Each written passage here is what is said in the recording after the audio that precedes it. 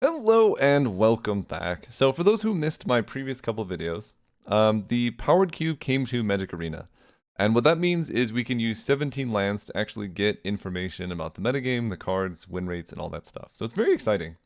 I posted a video just going briefly into the data last week, um, like highlighting some general trends. But that was the first week the cube was up. So I'm doing a follow-up now that we've had 2 weeks.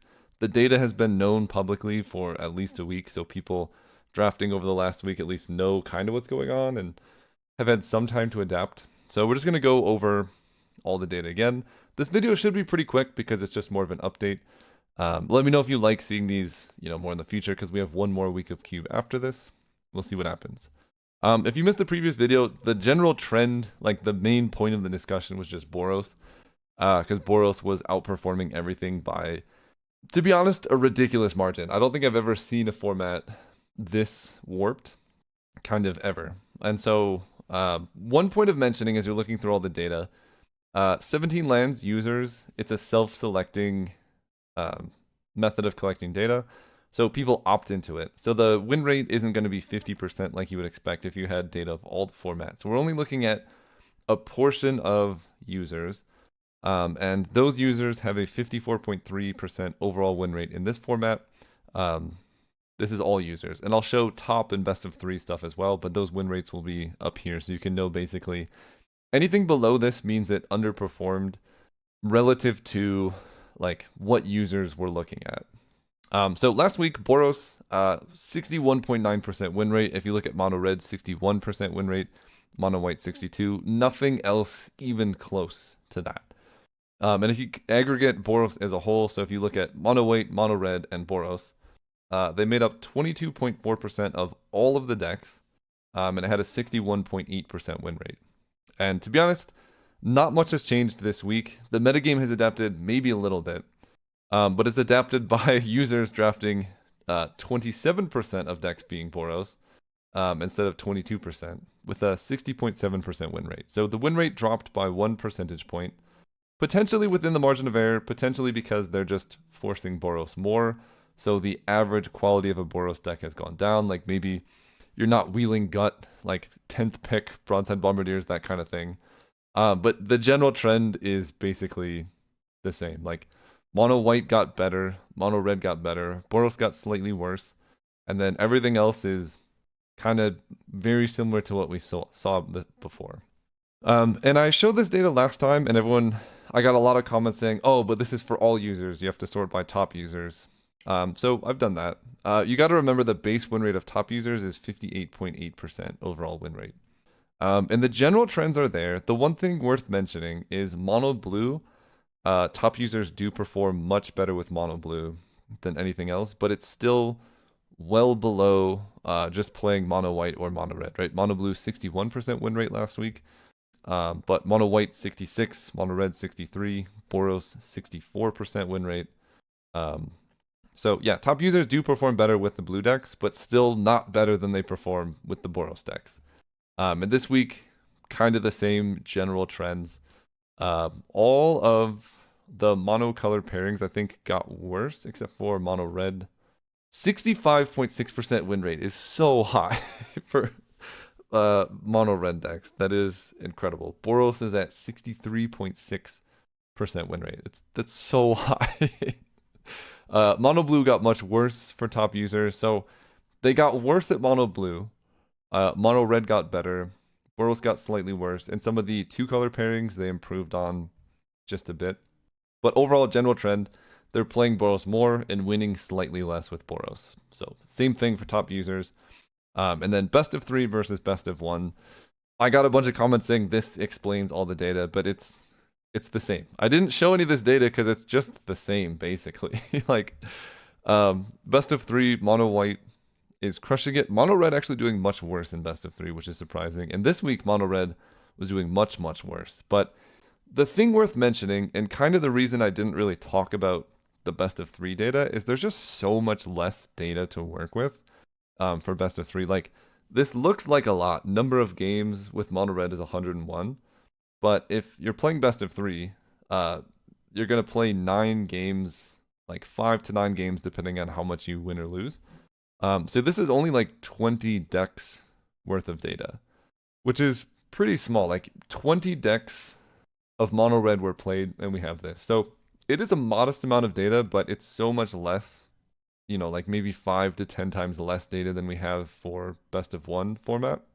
So, you know, you can get some information. But anyway, mono red did perform pretty bad in best of 3 this week. Mono white was crushing it. Mono black actually doing really well in best of 3, which is surprising to me. But as a whole, like Boros, if you look at the 2 color pairings, Boros is still so much higher than all the rest. It is slightly more color balanced than it is for best of 1, as you would expect, because you're not just playing main deck games, you can play sideboard games, you get like wrath effects and stuff to mitigate it a little bit. But Boros is still, you know, the trend from last week to this week. People are playing more Boros in best of 3. And the win rate actually decreased less in best of 3 than it did in the others, 62.3% overall win rate when you look at mono white, mono red, and Boros together. So there is a little bit of difference between best of 3 and best of 1, as you would kind of expect. To me, the biggest, most striking is that mono black, at least this week, is doing really well. But the data is so small that all of this could be basically within statistical variance. 147 games is like maybe 30 decks of mono black. So anyway, best of 3 is there. Data is very similar, but take it with a grain of salt because the sample size is pretty small for last week. But overall, the general trend is Boros is crushing it. And the first point I want to bring up is a lot of comments were just saying, oh, this is because Boros is like a brain dead deck, really easy to play. And that's why. But like the skill issue comes up, like, oh, but you know, these really complicated control blue decks, whatever, are harder to play, so the win rate isn't reflected as much in that. But I just don't like that doesn't explain all of the data. Sure, it explains some. Like an aggro deck might be more straightforward. And specifically, I think what they're saying is the worst Boros deck will perform better than the worst combo deck or the worst storm deck, the worst control deck, that kind of thing. Because if you just shuffle together a pile of red and white cards, you might have a decent deck and you can just kind of play them whenever and win. So the floor is much higher on Boros than the other colors. That's probably true. But if you look at basically any other format, the only data set we can compare against is the Arena Cube. So let's look at that. So the Arena Cube, this is kind of from its whole stint over the last like 6 months. Mono red was the best monocolored format, and Boros was the best 2-color pair, but it was a lot more balanced of a format. So, you know, you could argue that mono red and Boros were outperforming everything else, especially mono red. 61% win rate is very high.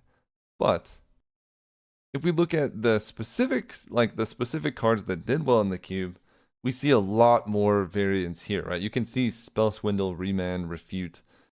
These cards, there's some green cards at the top, black cards at the top. Mono red was the best performing deck, but none of the top performing cards are like mono red cards. You don't even see red cards until like down here, really. But there's all these different cards: Into the Royal, Counterspell, Bound, Sea Double, whatever. And like, this is a format where aggro was probably the best deck. But you can still see like other cards performing to any modest sense of success. When you look at the Vintage Cube format, it's just red and white, or like power, right? Colorless cards, but like red power, red white lands, red white. It's all red white all the way down. And this, it's worth mentioning, what I'm showing right now is the game in hand win rate. I'm just showing it because it's the best visual indicator, but something like Time Walk, for example, its game in hand win rate is so much higher than its actual win rate because the blue color is performing really poorly. So the most reliable metric of overall win rate is game played win rate, which is just, if you put this in your deck, how much do you win with it? And then game in hand win rate basically tells you how much are you winning with this card when you draw it. And so if you look at this table, the top like 150 cards, it's all red white, red white, red white, all the way down, all the way down, all the way down, all the way down until Ancestral Recall is right here. And if you look actually, so let's just count. because we know the base win rate of users is 54.1% for this week. So that's right here, 54.1%. There's one. This has black, but it's a hybrid card, so I'm going to count it as red. 2 is Time Walk. There's Questing Druid, but Questing Druid, if you look at it, it says green. It's basically a red card because it's a red-green duel. So Questing Druid's not really there. Barrow Goyf, Minsk and Boo. So we have 4. White-black is a duel. Green is Seeka's Chariot, 5. Emperor of Bones Dismember, 6, 7. There are only 7 cards above the average win rate for users this week that aren't red or white, which means all of the other cards are performing below the average win rate for 17 lands users this week. If we compare that to the Arena Cube, I know they're different formats and stuff, but the order of magnitude at which Boros is outperforming, to me, it's just so much more than can be explained by like, oh, aggro's easy. Because you would see this in every aggro format ever, right? Like, I don't think playing Control in Vintage Cube is that much more complicated than it is in Arena Cube. Because if you look at the data, actually, this is actually really interesting. We can go to format speed. Cube powered Premier Draft, average number of turns is 6.5. So Powered Cube actually has fewer turns on average, and that's traditional draft. And here's Cube Premier Draft. So the average Vintage Cube game is 1.5 turns shorter than the average Premier Cube Draft game. And actually, the win rate on the play is higher for regular Cube than it is for Vintage Cube, which is also very interesting. So like, if the win rate on the play is higher, that tells you that aggro should be even better in that format. But if you go to the data in the table, you see like multicolor cards, blue, white, blue, red, white, blue, green, green, blue, green, white, red. Like you see all these different colors of cards and different types of cards, all well above the, the average win rate of players, which means you can perform well playing other colors. So I don't think it's just explained by aggro easy, right? There's a lot more nuance to this discussion. And in my opinion, it just comes down to the fact that these cards are so powerful and so interchangeable, which, yes, in a sense, it makes it easier to play these cards because you can just put Pyroglyph in a deck and it's going to do the thing. But that does contribute to the win rate and how good these cards are, because if you have a format like Vintage Cube where you have all of these cards, you just play it and you win. Broadside Bombardiers, Pyroglyph, Lelia, Deathgreaves Champion. I call them one card win conditions, basically. Like, you can play one Pyroglyph and win the game. And that's the only card you could need. And that's true for many of these. You have all of these. And then if you look at the other colors, they're doing these like finicky combo things, right? If you're trying to play a Tinker deck, you have to draft Tinker, you have to draft Artifacts, you have to draft Payoffs, you have to draft Enablers, and then you still also have to draft Interaction and that sort of thing. So if you don't, in the draft, if you like are drafting a Tinker deck and you don't open Tinker, or you don't open Tellurian Academy, or you don't open like a Mox Sapphire, you're gonna have a bad time because your deck is so centered around these cards that you need them all to come together to work. Whereas if you're drafting like a Boros deck, you might not open a Pyroglyph, but you could open a Gut, you could open Fable the Mirror Breaker, you could open Detective's Phoenix, you could open Inti. Like, any of these cards are fairly interchangeable. So really, to me, this feels more like a cube design problem than it is like a player skill issue. Like, you could design a format. There are plenty of other formats that exist where the discrepancy between aggressive, proactive strategies and other stuff isn't this high. And we don't have all of the data yet. And this is something I really am interested in. Let me know if you want to see this, because usually 17 Lands waits until the format is over, and then they'll release the full raw data set. And the thing that's most interesting to me is right now when you click on a card, it'll show you some information about like the base win rate of the color pair, and then how good that card is doing in the color pair. So for example, the base win rate of blue-black is pretty bad. But the base win rate of blue-black when Tinker's in it is quite high, which is interesting. Like, that tells you Tinker is doing something. But what we really need to look at is the standard deviation of the win rates, because that will kind of answer the question once and for all of like, is it worth trying to play a Tinker deck? Because we know the worst Tinker deck is going to be worse than the worst red-white deck. Just kind of intuitively, a bad Tinker deck just doesn't function. You know, like Tinker with 0 artifacts is going to be much, much worse than like just an Inti, right? Because Inti actually does something. When we get the standard deviation data, I can go through and calculate the data. You can look at, you'll know what like the lowest performance you can get with Tinker decks is and the highest performance. And then you can do the same thing for decks with like Gut. What's the floor and what's the ceiling? And so that will be really telling because we can see like maybe the best Tinker decks are performing 90% of the time and the best Gut decks are performing 80% of the time.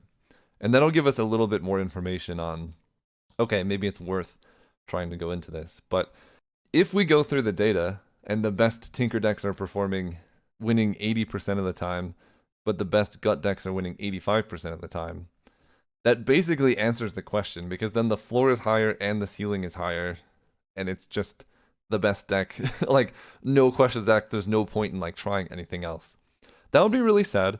So I hope that's not the case, but let me know if you want to see me go through the data when it's fully released, and we can actually look at it. But right now, it's just for a myriad of reasons, white and red are overperforming everything by such a significant margin.